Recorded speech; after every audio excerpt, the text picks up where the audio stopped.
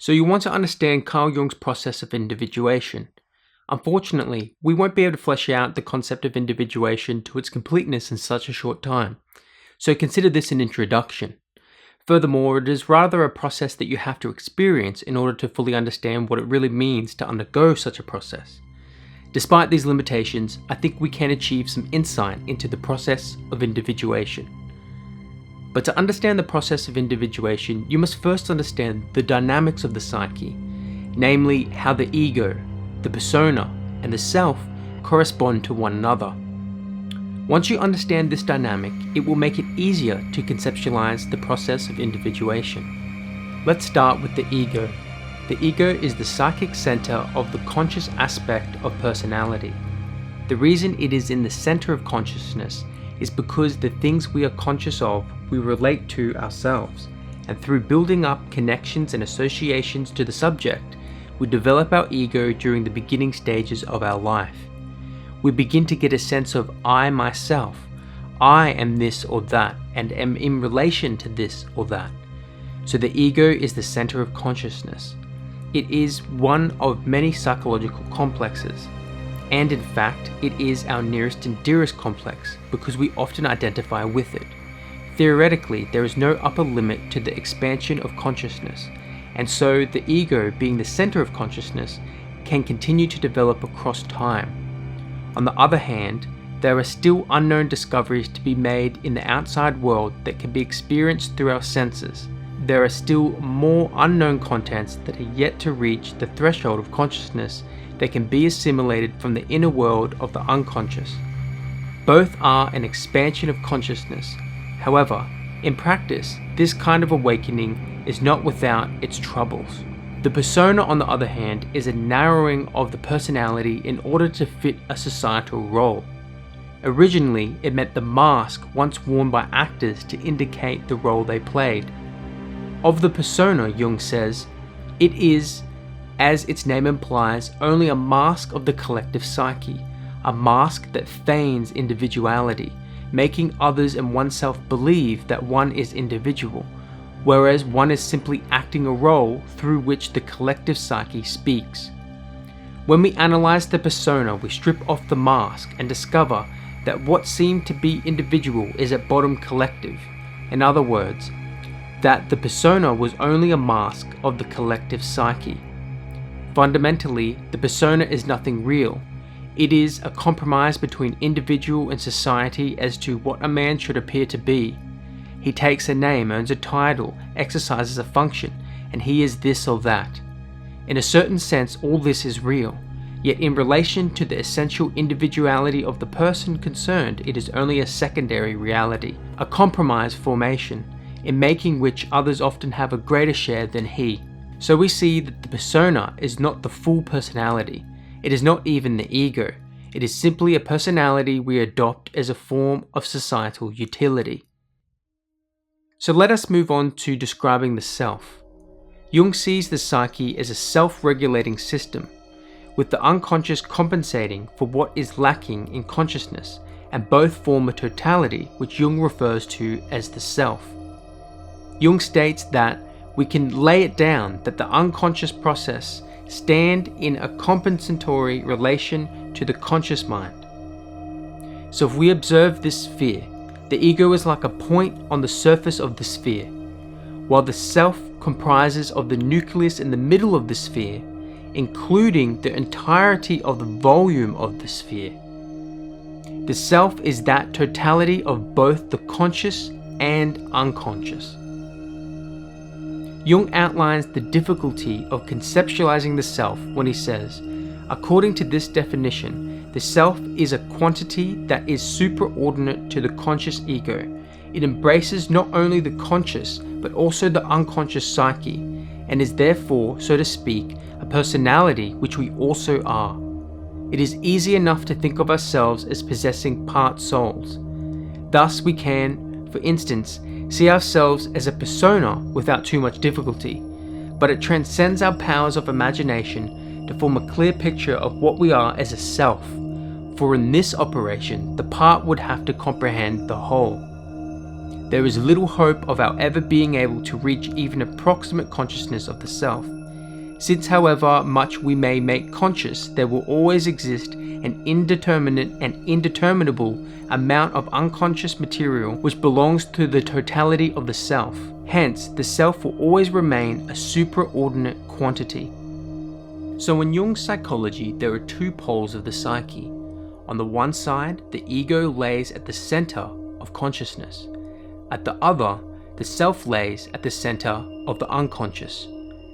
And throughout life, a tension exists between the ego and the self, each vying to be the center of your life.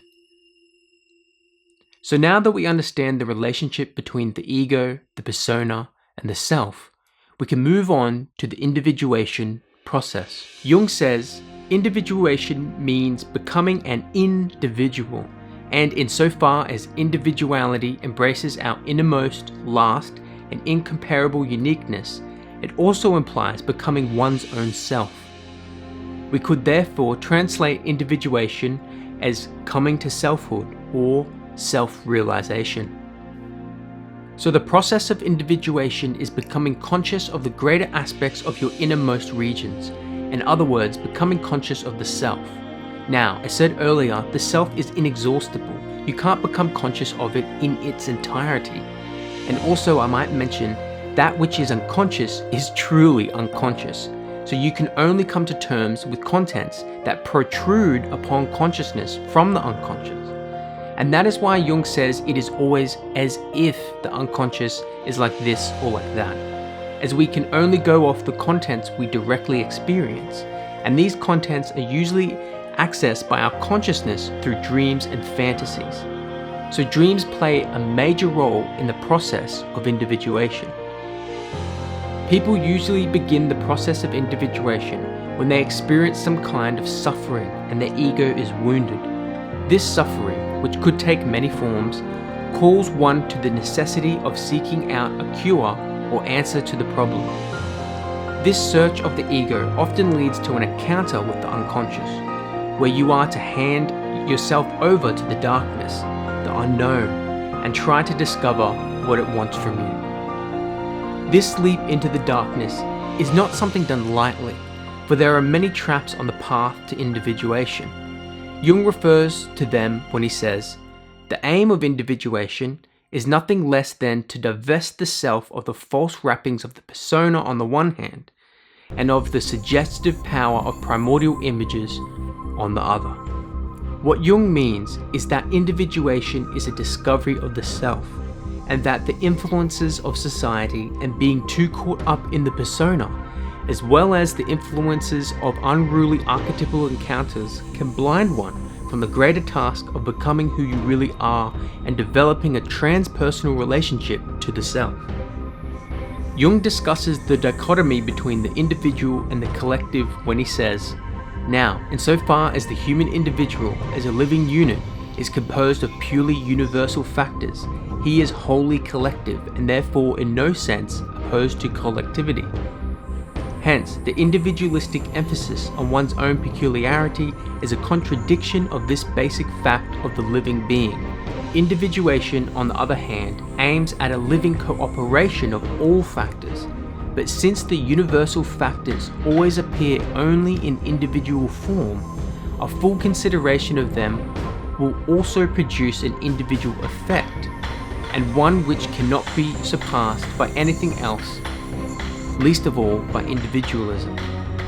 So for each person, the individuation process is unique.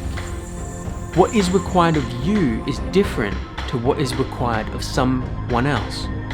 But at the same time, we all share in a universally similar process, and Jung outlines key archetypes that are encountered during the typical individuation process. As we consciously dig into the layers of the collective unconscious, we participate with the individuation process, and it is as if we are peeling back each layer like an onion until we get to the core. Jung has outlined some of those layers we encounter along the way, namely the shadow, the animus or anima, and lastly, the old wise man or woman or a figure that personifies the self. The first encounter with the unconscious is usually what Jung calls the shadow. Usually this initial phase involves realizing negative aspects of your personality that were formerly unconscious. The correct response to this realization is to accept the so-called criticism by adjusting your conscious attitude in alignment with the compensations from the unconscious. For a long time, you've been ignoring such factors about yourself, and these parts of your personality, Jung observed, are usually personified in dreams. Hence why Jung used the term shadow. The shadow does not represent the entirety of the unconscious personality and does not need to be a negative experience. It can be quite helpful and positive, as it represents the unknown or marginalized aspects of the ego and your conscious outlook. It is a compensation for what you have not paid enough attention to. These could be of a negative or positive nature. It depends on what you have ignored about yourself. These aspects of your personality are usually a part of the personal unconscious, as opposed to the collective unconscious, and so they could just as well be conscious. However, sometimes the shadow is made up of collective contents that originated from beyond the individual's life. The shadow is not just emissions of your conscious personality, but it also manifests in a collective joining in of behavior one does not usually entertain, acting on impulse and doing things that were never intended.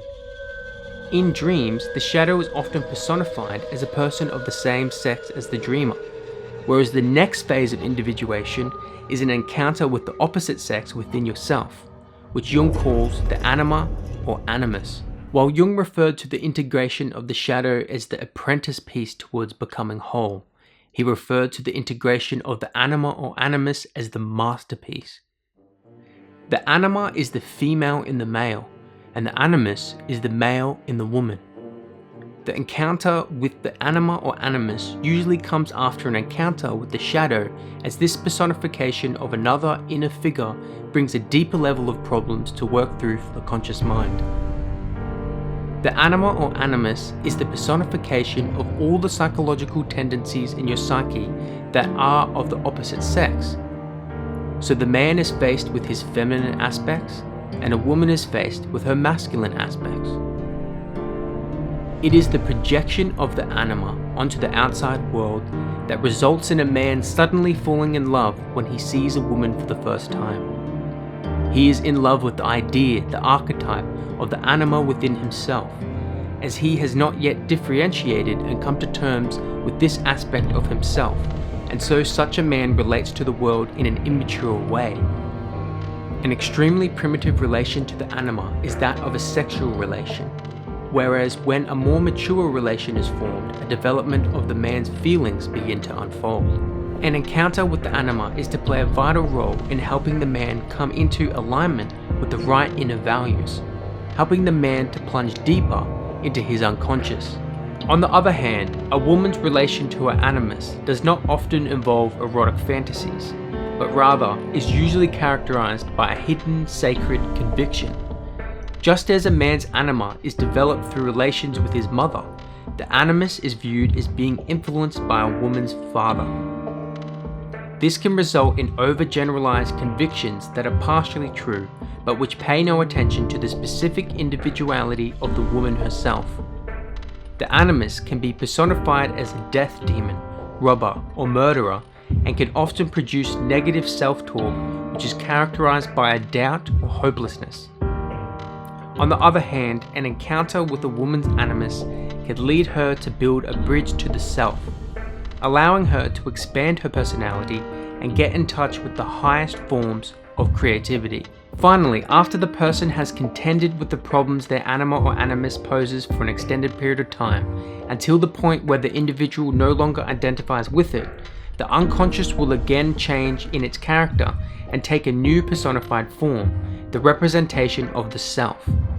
This center of the psyche is usually represented as a superior female for women and as a wise old man for men, but they can take many forms. This figure frequently takes a form that hints at its omnipresence, or a being who embraces and contains the whole cosmos. Many myths around the world allude to this figure as the cosmic man. The self is also sometimes personified as the union of the opposites in the form of a bisexual being or a royal or divine couple. The symbolism of the self reveals a completeness or wholeness. So as you go on your own path through the process of individuation, I'll leave you with this quote by the philosopher Friedrich Nietzsche. The organizing idea that is destined to rule keeps growing deep down. It begins to command. Slowly it leads us back from side roads and wrong roads. It prepares single qualities and fitnesses that will one day prove to be indispensable as means toward a whole. One by one, it trains all subservient capacities before giving any hint of the dominant task, goal, aim, or meaning.